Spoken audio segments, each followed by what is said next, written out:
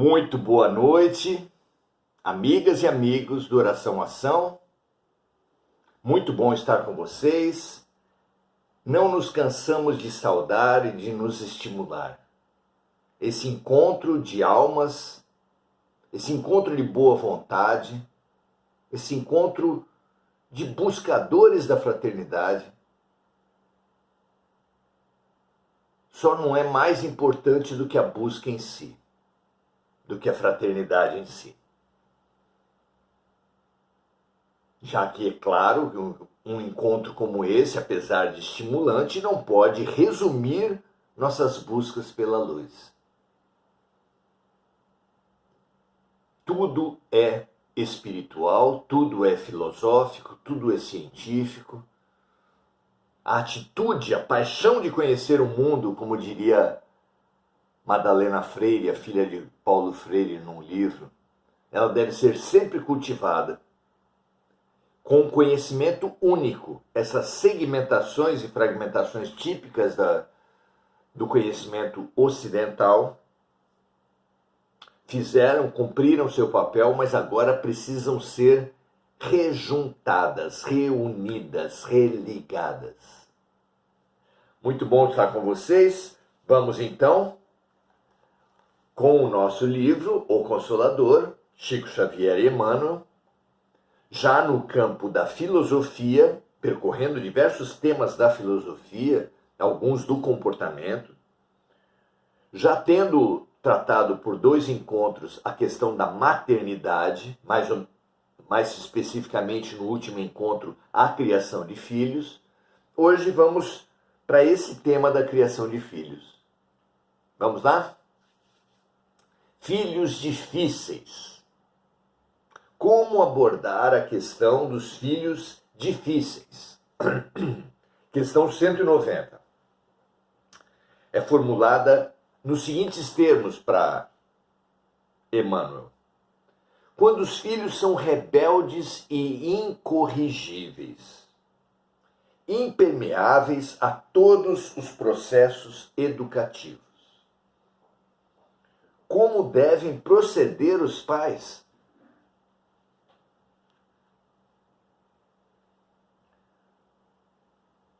Os conflitos geracionais, eles sempre aconteceram. As crianças sempre vieram chacoalhar não apenas os pais, a família, a sociedade, mas o mundo.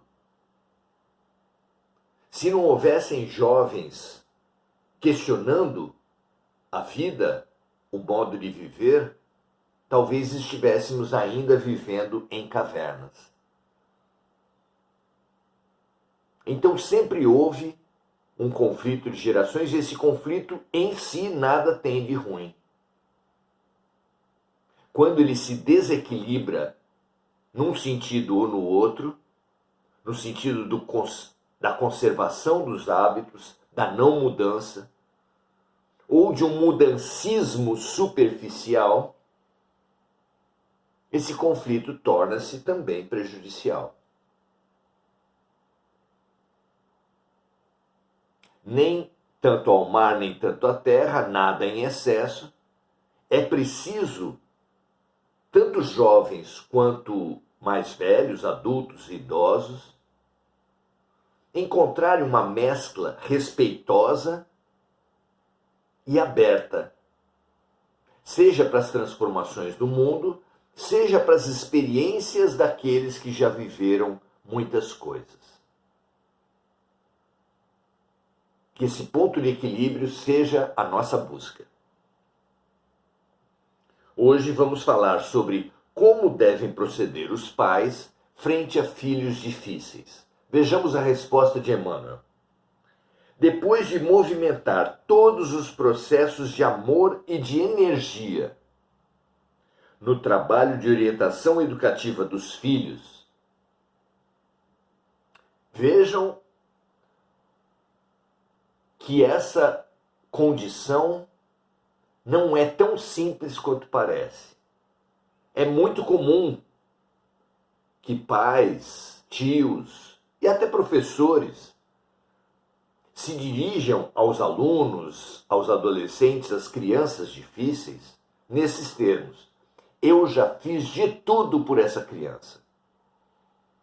Mas, em sã consciência, quem poderá dizer que já fez de tudo? Em primeiro lugar, nada é estático.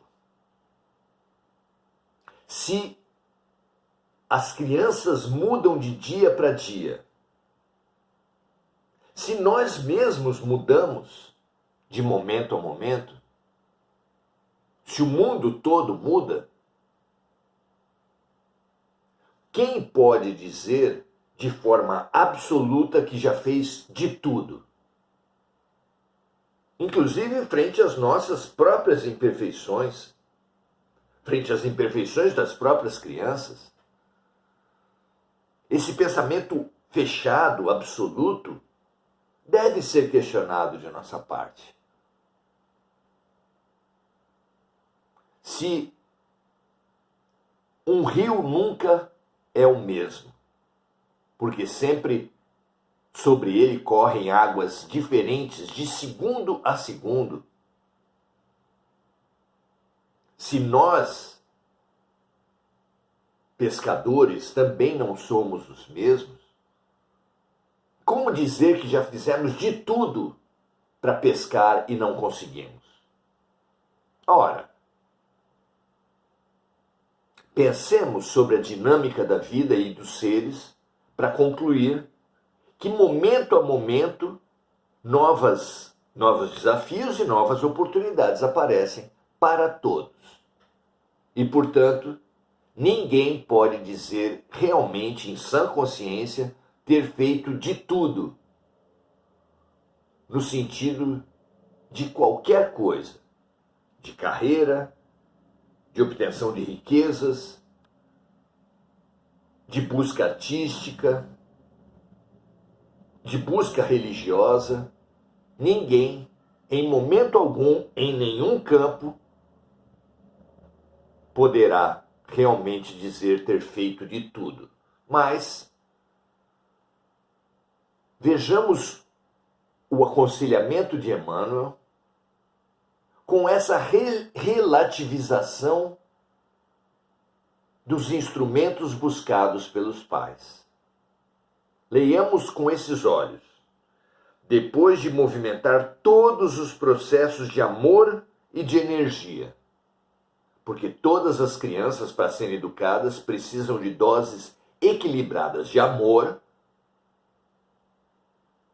e energia, de afeto e limites. No trabalho de orientação educativa dos filhos, é justo que os responsáveis pelo Instituto Familiar, sem descontinuidade da dedicação e do sacrifício, ou seja, mantendo na tarefa da educação dos filhos sempre a dedicação e o sacrifício, portanto, nunca abrindo falência, nunca desistindo. Deus não desiste nunca de nós, nós não podemos desistir nunca, nem dos filhos, nem de nós mesmos. Então, sem descontinuidade da dedicação e do sacrifício, esperem a manifestação da providência divina para o esclarecimento dos filhos incorrigíveis. A espera traz para nós a importantíssima questão do tempo. Sim, é possível, sim, é frequente em todo o processo educativo que mesmo uma educação pertinente, real, necessária, não encontre por parte do educando um momento de ter ouvidos de ouvir. O que fazer, como na pergunta original foi falado, se os filhos se mostram impermeáveis? Uma das questões fundamentais é que haja o aguardo do tempo correto. Não há por que exigir o aprendizado das crianças no tempo dos adultos. Se pode alertar, mas depois dar tempo de digestão para os nossos alunos, para as nossas crianças. Inclusive porque esse tempo, às vezes, quase sempre, acarretará a essas crianças, a esses adolescentes, a esses jovens, consequências do seu próprio erro, do seu engano, da sua acomodação, da sua não busca, da sua falta de boa vontade para mudança. São muitas as vezes, no processo educativo, em que aquele que se responsabiliza pelo processo educativo, avós, tios, pais, mães, educadores, professores, precisam poupar a sua presença de insistências excessivas para situar os nossos tutelados, que nós avisamos e estaremos disponíveis para eles sempre que, quando e se eles estiverem disponíveis para nós. Mas falando sinceramente, demonstrando por gestos, voltando de alguma forma a repetir esse recado: estou aqui, conte comigo. Mas sem obrigar, sem impingir-los a receberem ajudas ou a mudarem de acordo com o que nós pensamos, no ritmo que nós pensamos, da forma que nós pensamos. Isso é sufocante, contraproducente. Além da questão da gravidade, temos nós, educadores, que nos ater à intervenção mínima. Aquele que pega no pé, como se diz, aquele que exige a mudança, o aprendizado, a disponibilidade o tempo todo por coisas menores, quando chegam as coisas maiores, não tem mais, desgastou a sua presença, desgastou a sua função, não tem mais condições de atingir as crianças, adolescentes e jovens. É a história do Pedro e o Lobo com a mentira. O nosso caso não é mentira, mas a própria verdade não pode ser desgastada inutilmente. Na história de Pedro e o Lobo, a criança, vendo que a comunidade em que morava tinha pavor do animal, do lobo, para mexer com as pessoas, anunciava falsamente o ataque de um lobo. Se divertiu algumas vezes, até que um lobo realmente apareceu. Ele realmente gritou para todo mundo sobre o ataque e ninguém acreditou, ninguém veio socorrê-lo. A verdade também não pode ser impingida, apesar de ser verdade, ou de nós termos quase certeza de que seja verdade. Alertemos, aconselhemos, nunca desistamos, mas também nunca incorramos na presença excessiva, na exigência excessiva. Concedamos aos nossos tutelados o tempo de assimilação,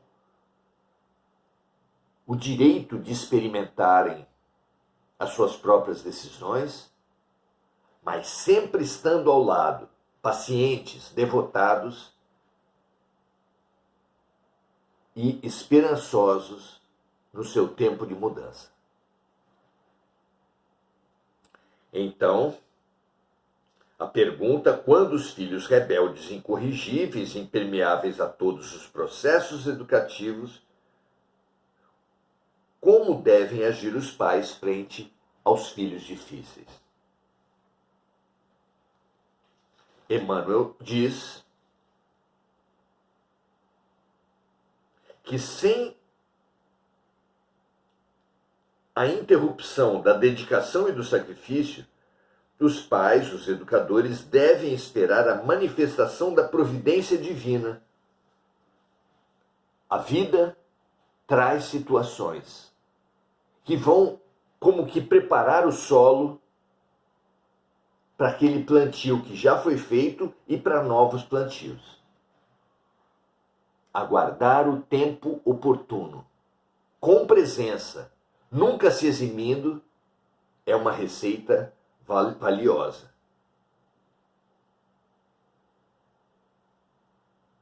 Compreendendo que essa manifestação deve chegar através de dores e provas, às vezes de dores e provas profundas, de modo a semear-lhes com êxito o campo da compreensão e do sentimento. Não nos desesperemos com as dores dos nossos queridos, dos nossos alunos, das nossas crianças e adolescentes. Estejamos do lado, apoiando. Mesmo que já tenhamos alertado naquele sentido, precisamos nos precaver do excesso, da apurrinhação, da presença sufocante. Alertemos, coloquemo-nos à disposição para darmos a eles condições de nos chamarmos, de nos acionarem, sem o fechamento que o orgulho ferido provoca em todos nós. Muito bom. Pensemos a respeito disso. A juventude tem trazido desafios. Os adultos têm demonstrado incoerências, incompreensões, contradições. Mas nesses nossos tempos, especialmente, em tempos de forte presença da tecnologia, campo, é claro, que os jovens se mostram especialmente aptos, e a sociedade toda encontra-se especialmente fascinada, como se a tecnologia solucionasse qualquer problema, o que não é verdade. Pouquíssimo pode a tecnologia com suicídio, alcoolismo, drogadições e vícios os mais diversos. Consumo compulsivo, aliás, a tecnologia fomenta o consumo compulsivo, fomenta o uso indiscriminado dos bens naturais, fomenta inclusive a violência, a pedofilia. As redes sociais são um dos maiores campos de batalha do mundo moderno. Que nós consigamos não cair nessa armadilha da tecnologia. Ela é muito interessante, deve ser usada com disposição, com boa vontade, com critério, mas não idolatrada. Idolatrar a tecnologia é, consequentemente, colocar as crianças na posição de solucionadores, de autossuficientes. Quando as crianças de hoje, como as crianças de sempre, precisam de amor e de energia, de afeto e limites, sem os quais ficarão indefesas frente às mais diversas violências, como dissemos, inclusive as que vêm através da tecnologia. Muito bom que esse campo da educação dos filhos, que essa reflexão de hoje, tão oportuna nesses tempos da denúncia necessária dessa adultização, dessa idolatria, que inclusive deveria abranger a situação dos talentos artísticos infantis, dos talentos esportivos infantis, que também são destruídos, não da mesma forma que na pedofilia, na exploração sexual, mas que também têm suprimidas as suas fases de desenvolvimento, as suas necessidades infantis e adolescentes. Precisamos urgentemente resgatar a infância, resgatar a adolescência.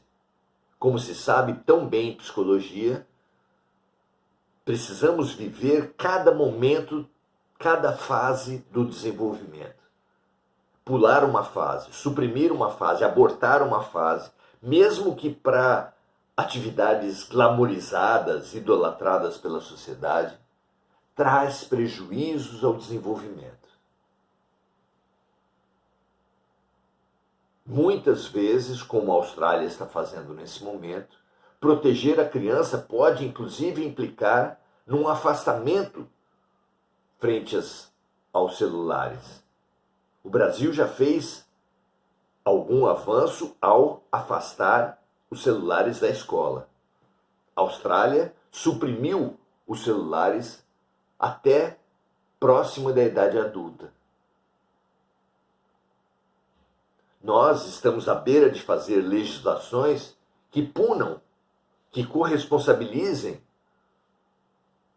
as grandes empresas de tecnologia, que punam os exploradores,